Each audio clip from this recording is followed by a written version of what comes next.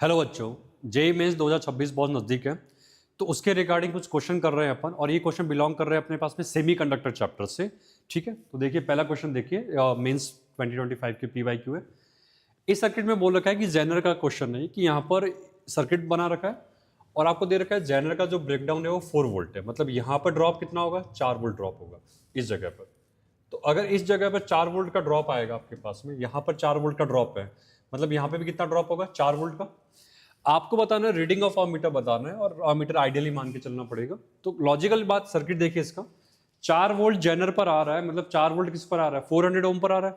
तो 400 ओम पर अगर 4 वोल्ट आ रहा है तो इस पर करंट कैसे निकाल सकते हैं, वोल्टेज अपॉन रेजिस्टेंस 1/100 यानी कि आप इसको लिख सकते हो 0.01 एम्पियर, या मिली की फॉर्म में कन्वर्ट करना चाहो तो it will be 10 milli ampere. तो बहुत सिंपल इसका थर्ड ऑप्शन हो जाएगा, आराम से 30 सेकंड के अंदर होने वाला क्वेश्चन है, उससे भी कम।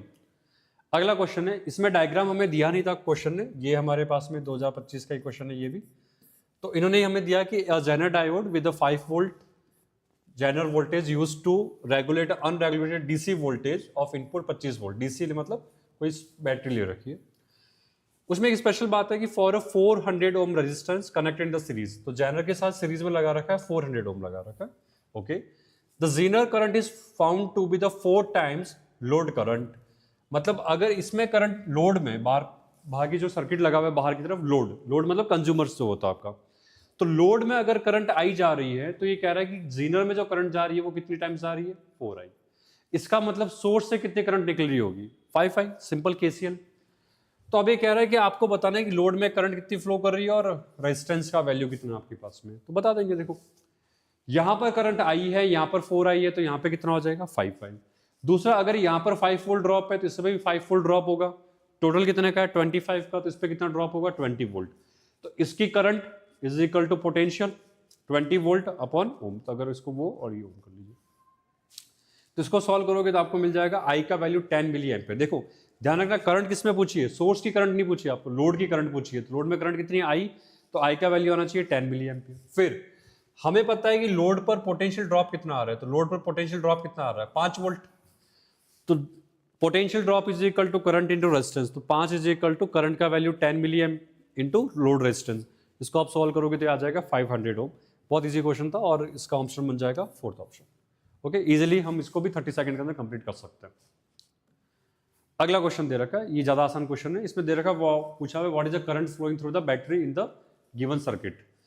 आप अगर आराम से देखो तो दोनों डायोड जो है वो फॉरवर्ड बायस में नजर आ रहे हैं, मतलब इसका और इसका ऑफरिंग रेजिस्टेंस कितना होगा, 0, is like behave like a close switch. तो इसका सिंपल सर्किट बनाया, 20 और ये 20 किस में आ गया, पैरेलल में, तो आर कितना इक्विवेलेंट कितना हो गया, 10। करंट कितना हो जाएगा, सोर्स कितना वोल्ट का है, 5 वोल्ट का, divide by 10 ohm, very simple 0.5 milli ampere. आराम से 20 सेकंड्स के अंदर हो सकता है ये।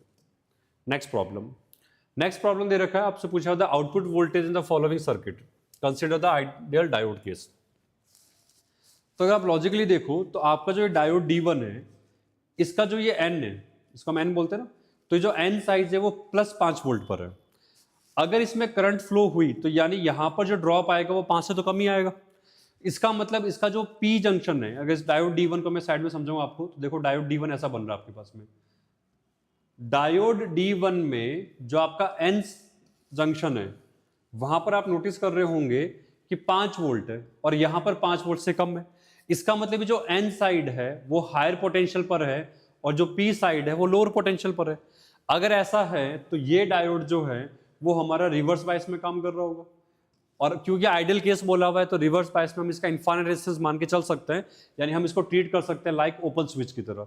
तो आपका जो D1 है वो यहाँ पे बिहेव कर रहा है ओपन स्विच की तरह, यानी कि इसमें कोई करंट फ्लो नहीं कर सकती। तो अगर करंट फ्लो करेगी भी सिस्टम में, मान लीजिए अगर करंट फ्लो करेगी भी, तो साफ साफ नजर आ रहा है कि करंट फ्लो करेगी यहां से होते हुए सीधा सीधा और ऐसे फ्लो करेगी। इसको यहां ड्रॉ कर ली तो करंट ऐसे फ्लो करेगी, यहां से होते हुए सीधा ऐसे, और यहाँ पे पोटेंशियल कितना दे रखा है, 0 वोल्ट, हमें पता ही।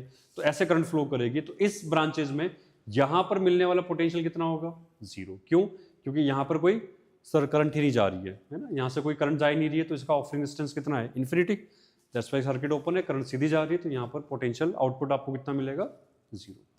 Okay, simple. ठीक है, यहाँ तक कर लीजिए।